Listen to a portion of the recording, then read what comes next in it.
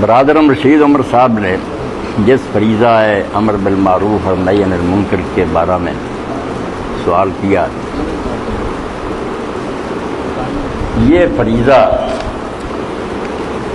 امت مسلمہ کی تخلیق کی غائب ہے۔ ہم پیدا ہی صرف اس لیے ہوئے ہیں کہ یہ کام کرے، یہ کوئی نفلی نیکی نہیں ہے کہ کوئی کرے یا نہ کرے۔ جو مسلمان یہ کام نہیں کرتا امت مسلمان سے اس کا کوئی تعلق نہیں۔ کنتم خیر امت اخرجت للناس تأمرون بالمعروف وتنہون عن المنکر۔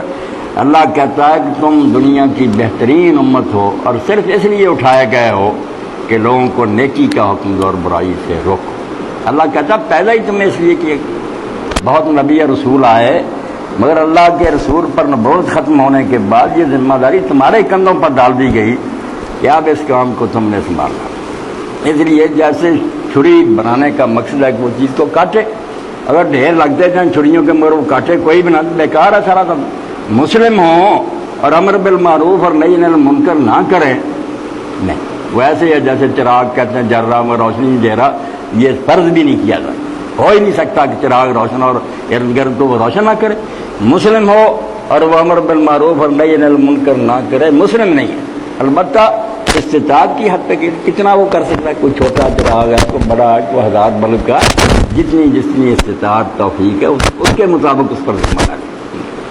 رسول کریم علیہ السلام فرماتے ہیں بیوی جو ہے وہ گھر کی رعیہ اور حاکم ہے، وہ اپنے بچوں اور گھر کی نگہبانی کرے، وہاں دیکھے کہ یہاں کوئی برائی تو جنم نہیں لے رہی۔ خاوند پورے گھر کا انچارج ہے، حاکم وقت جو ہے پوری رعیت کا حاکم ہے۔ اور امت مسلمان جو آپ ہم پڑھیں گے اس کی میں خود ابلیس مانتا ہے کہ اس امت کا دین جو ہے اس کی حقیقت کیا ہے، احتساب کائنات، امر بالمعروف اور نہی عن المنکر کے دوسرے لفظ شیطان نے سمجھ لیا، مسلمانوں کو نہیں سمجھ آئی۔ احتساب کائنات، یہ پوری زمین پر نظر رکھنی ہے کہ دنیا میں کیا ہو رہا، صرف خود ہی نیک نہیں بننا، نگہبانی کرنی ہے، جیسے پولیس اور فوج یہ نگرانی کرتی ہے کہ ملک میں کوئی ہنگامہ تو نہیں برپا، اللہ کی زمین میں فساد برپا ہو رہا اور شریعت کی مخالفت ہو رہی، تو امت مسلمہ کا دین جو ہے وہ تو احتساب کائنات، پوری کائنات کا حساب رکھنا ہے کہ کیا ہو رہا ہے۔ اس لیے یہ فریضہ معمولی نہیں ہے، دین کے بقا کا اسی پر مدار ہے۔ جب تک مسلمان یہ کام کرتے رہے، اگر کوئی خرابی جنم لیتی وہیں دبا دی جاتی، جب خاموشی اختیار کرے کہ جو ہوتا ہوتا رہا، ہمیں کیا، فساد پھیل، اور اتنا سبک سیر اور زمین گیر ہو گیا کہ اب سب کو باہر لے جا رہا، دینی تنظیموں کی اولادیں بہر جا رہے ہیں۔ اس جرم کا نتیجہ یہ نکلنا ہی تھا کہ نہیں روکا برائی کو۔ شادی فرماتے ہیں جب کسی نہر میں ناکا پڑنے لگتا ہے، سرے چشمہ شاید بستن مبنی سرنگ چو لے کر سلائی بند کیا جا سکتا، دے دو وہاں پانی روک جائے گا، کیوں پر شد نہ شاید بستن بپی، جب کھل گیا اب ہاتھی بھی نہیں سیر سکتا، وہ بہا کے لے جائے گا۔ تو امت مسلمان نے جو یہ غفلت کی، تساہل کیا، اس کا نتیجہ یہ بہت برائی عام ہو گئی۔ اب ہم سارے پریشان ہیں کہ کیسے یہ رکے گا۔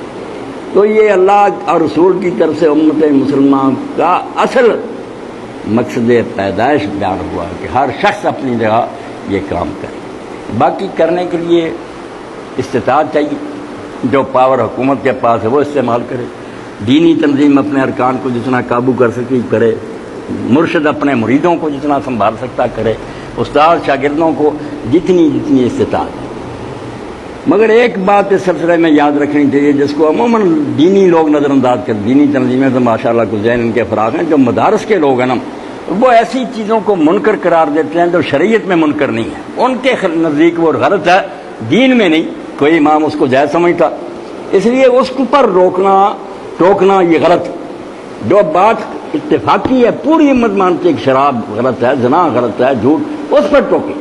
ایک شخص رفع دین نہیں کر رہا، دوسرا کر رہا، وہ اپنی تحقیق پر عمل کرے، دوسرے کو کہہ سکتا کہ میرے خیال میں زیادہ بہتر ہے دلائل سے مگر وہ نہیں کرتا، جو ٹوکے گا نا وہ قصوروار ہو کہ تم کیوں ٹوک رہے، وہ منکر ہے، شریعت میں غلط بات ہے، بڑے بڑے صحابہ اور نیک لوگ وہ بھی کرتے۔ تو جو بات ایسی ہے کہ امت کے علماء اور نیک لوگوں میں اس کے بارے میں کئی رائے، اس کو منکر نہیں کہنا چاہیے، نہ ٹوکنا چاہیے، بلکہ امام غزالی رحمۃ اللہ علیہ تو فرماتے ہیں کہ ایسے عقیدے، ایسے خیالات جو ہمارے نزدیک بالکل باطل ہیں، کوئی کہتا قرآن جو ہے مخلوق ہے، اللہ مجسم ہے، مگر اس پر بھی ہم نکیر تب کریں گے اگر اس علاقے میں ہماری تعداد زیادہ ہو گیا اہل سنت کی، اور جو ایسے بدعتی گروہ تھوڑے، اگر ہنگامے کا اندیشہ ہو تو بجائے ایسے کہ اصلاح ہو وہاں تو فساد برپا ہو جائے. صبر کرو. یہ چھوٹی چھوٹی باتیں ہیں، دین کی بنیادی باتیں جو ان کی طرف توجہ ہو جائے.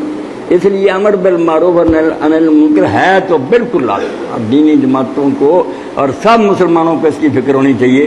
مگر ایک تو اپنی استطاعت کا خیال رکھے، میرے بس میں بھی ہے. دوسرا یہ دیکھیں کہ اصلاح ہو گئی ہے، اس سے فساد بڑھ جائے گا. اگر اصلاح کرتے کرتے فساد اس سے بھی زیادہ پھیل جائے تو صبر کرنا. اور حکمت جو اللہ کے رسول نے سکھائی اس کا نتیجہ دیکھیں کہ شیخ الاسلام ابن تیمیہ رحمۃ اللہ علیہ کے زمانے یہ شرابیں پیتے تھے، مسلمانوں کو قتل کر دے. ایک جگہ بیٹھے ہوئے تھے، پی رہے تھے، تو کچھ ساتھی جو تھے کہنے لگے انہیں نہیں، انہیں منکر کرنا تھا، انہیں روکیں کہ شراب نہ پیے. امام نے کہا اور لا کر دو انہیں.